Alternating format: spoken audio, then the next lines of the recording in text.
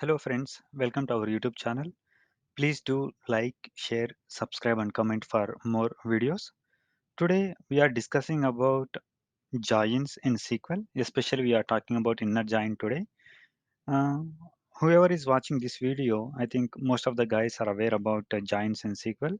But based on my experience, recently we took interview for the candidates who is having experiences between 5 to 10 years of experiences. When we ask them about giants, every candidate is able to answer it theoretically. But when we ask them to write like a sample output for any one giant, they are making silly mistakes. So they are not giving the accurate answers. That's why, nowadays, if we are good at basics, you can get job easily. And even the MNC companies, they are looking for while they are taking the interview, they are looking for the candidates who are very good at basics. They are not expecting from the candidate to write complex queries because everyone knows that. Once we get into the job, and everyone will search for Google, right? That everyone knows that even managers, directors are aware on that. Okay, so not to worry that not to worry that we are not able to write complex queries or we doesn't know like stored procedures or views, nothing like that. If you are good at basics, obviously like you can get a good job with a good package. That's one suggestion I can guarantee. Okay, let's talk about the inner giant. Basically, whenever we asked about inner giant, the candidates are excited and they are able to tell that whenever we do inner giant between table A and table B, we get the matching records from the both tables. Yes, that is exactly correct. And they are missing the one more point there. Okay. So they are sticking to the first point and they are giving the output as the output, whatever the matching records are there, they are giving that. For example, I have a scenario like this because if you look at my table, so this is the inner join. Table 1 and table 2, when I do inner join, we'll get the matching records from both the tables. Exactly, that is the inner join. And the second point, which I am highlighting now, the second point we should remember when we do inner join, right? The first join, first point is inner join creates a new result table by combining values of two tables, table 1 and table 2 matching records, and it will give the result set. And the second point, the query compares each row of table 1 with each row of table 2 to find all pairs approach which satisfy the join.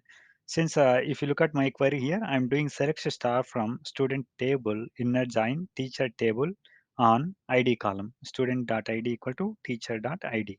When I write this query, I'm expecting the output should be as I said, no, we'll get matching records from the both the tables. So every candidate is able to give output as 1 and 2. For example, like I can just mention it. So every candidate is able to answer output as 1 comma 2, but this is like 50% correct, but 50% is wrong. So everyone is talking about the point 1, they are missing the point 2. So that's the reason this output is not the correct output. We can see this practically as well. Okay, because when we do inner join, right, between student table and teacher table, what it will do now, the row in student table, the first row is there, right? The first in ID column, the first row is number 1, numeric 1. What it will do, it will try to find the match, in teacher table with the same column, right? We are joining with the ID column.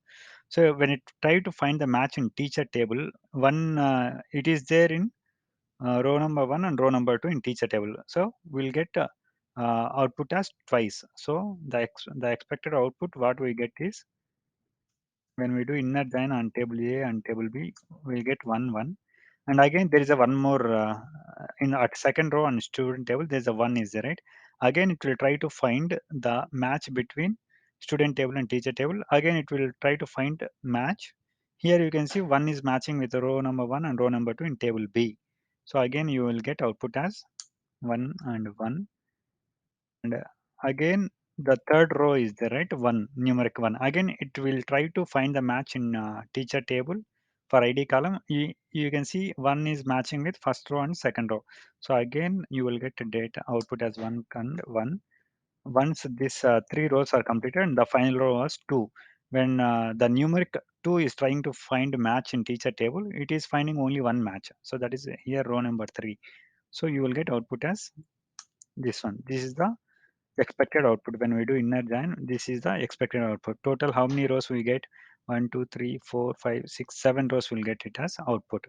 But most of the candidates, when we ask inner join, people are excited and they are able to answer that. Okay, since when we do inner join between both the tables, we'll get matching records. So they are answering that. Okay, output will be 1 and 2. This is correct. 50% is correct. What about when we have like same records in the table? So that time this answer is not correct. Let's see practically as well. Okay, so I have created a table already. Like I just created a students table. I have inserted same data here. You can see here data for students table. Column is ID and the values of 1, 1, 1, 2, 4 rows total. And I have teachers table. I have inserted data already and I'm running this table and you can see the data here 1, 1, 2, 3. Okay. Now what we are doing? Now I want to do inner join. Select R from students table. I'm giving alias as AST. Inner join teachers table. I'm giving alias for teachers as TT on. What is the common column in both the tables? ID, right? st dot id equal to tt dot dot id. So when I execute now, you can see the output. Okay. So we'll get total output will be 7 rows. You can see the output here. Total 7 rows are selected. Let me just drag this little bit up. Now you can see, right? You can see total 7 rows are selected. The output will be 1, 1, 1, 2, 1, 1, 1. Yep, exactly. I just mentioned order by sending.